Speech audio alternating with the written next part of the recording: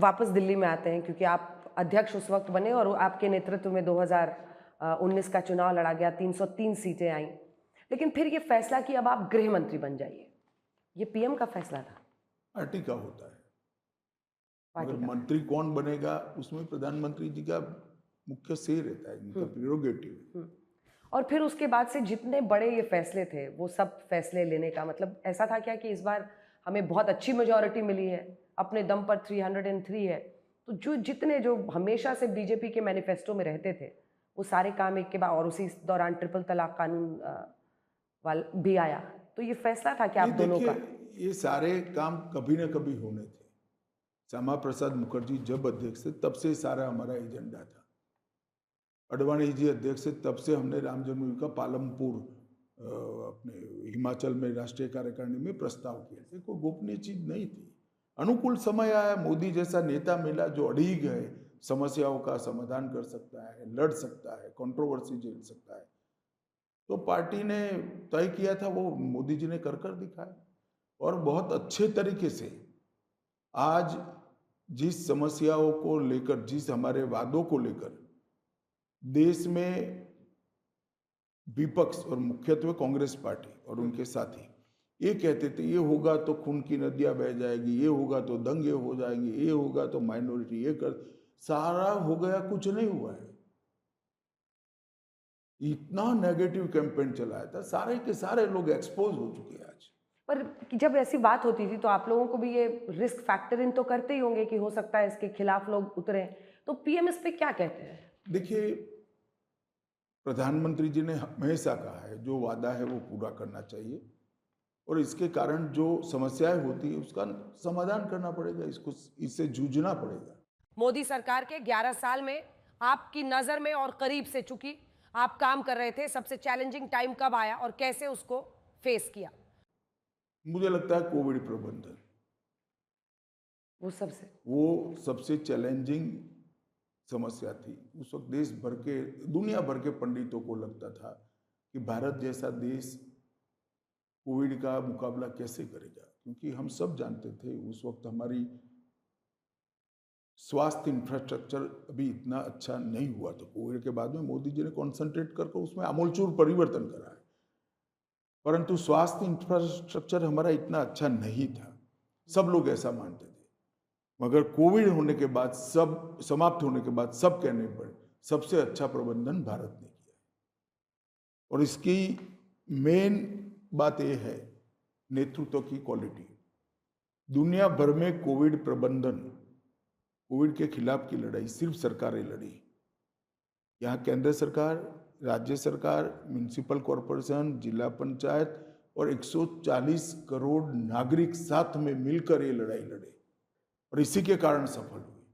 मुझे ठीक याद है उन्होंने कहा था जनता कर्फ्यू कर दो, सब लोग मजाक करते थे और जनता कर्फ्यू हुआ था। 130 करोड़ की आबादी रोड पर नहीं निकली थी एक दिन, कोई सर्कुलर नहीं था, कोई लॉकडाउन नहीं था, मगर वो मन बनाकर लॉकडाउन किया। फिर दिया जलाने से कोविड चला जाएगा, सारे वामपंथी भाई हम पर टूट पड़े थे, घंटी बजाने से कोविड चला जाएगा। उनको मालूम नहीं था कोविड के खिलाफ लड़ने की एक प्रकार से जनता का मन बनाने की एक कवायद है। जो जनता के बीच में रहते हैं, संगठन के शास्त्र को समझते हैं, वो ही समझते हैं कि लड़ाई के अंदर सबको इन्वॉल्व करना पड़ता है, अकेले नहीं लड़ सकते।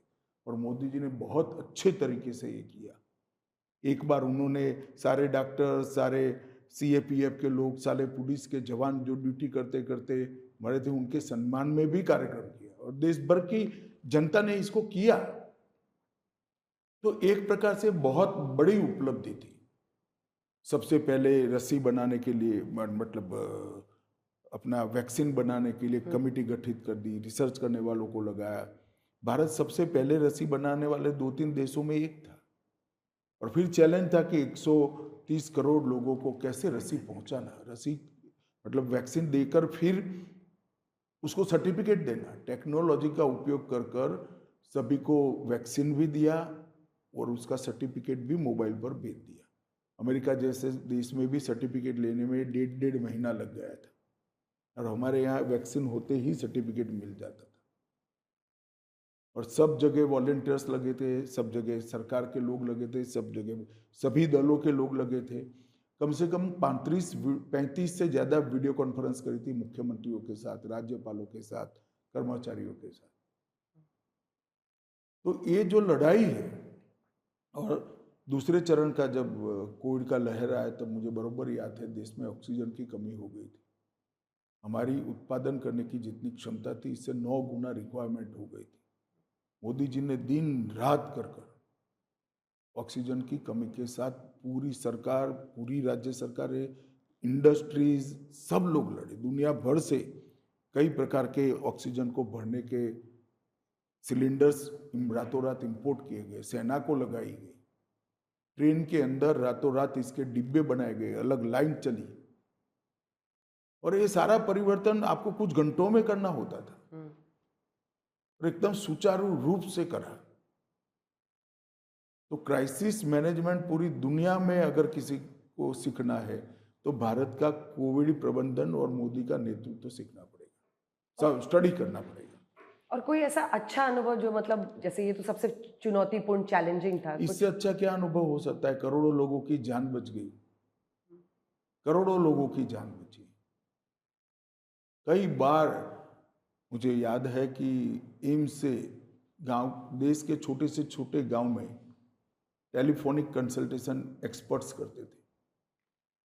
एम्स ने 25 से ज़्यादा बार कोविड के इलाज के प्रोटोकॉल जो नए नए दुनिया भर में ढूंढ लिए गए उसको लेकर आगे बढ़ाने का काम किया। वीडियो कॉन्फ्रेंसिस हुए, राज्य के अस्पतालों के डॉक्टरों का, नर्सिस का ट्रेनिंग किया गया। ये सारा इतने अल्प समय में किया गया। मैं तो मानता हूं कि जो मैनेजमेंट स्टडी करना चाहते हैं उनको भी ये देखना चाहिए, जो आपदा को अवसर में कैसे बदला जा सकता है उसका स्टडी करना चाहिए, उनको भी ये देखना चाहिए।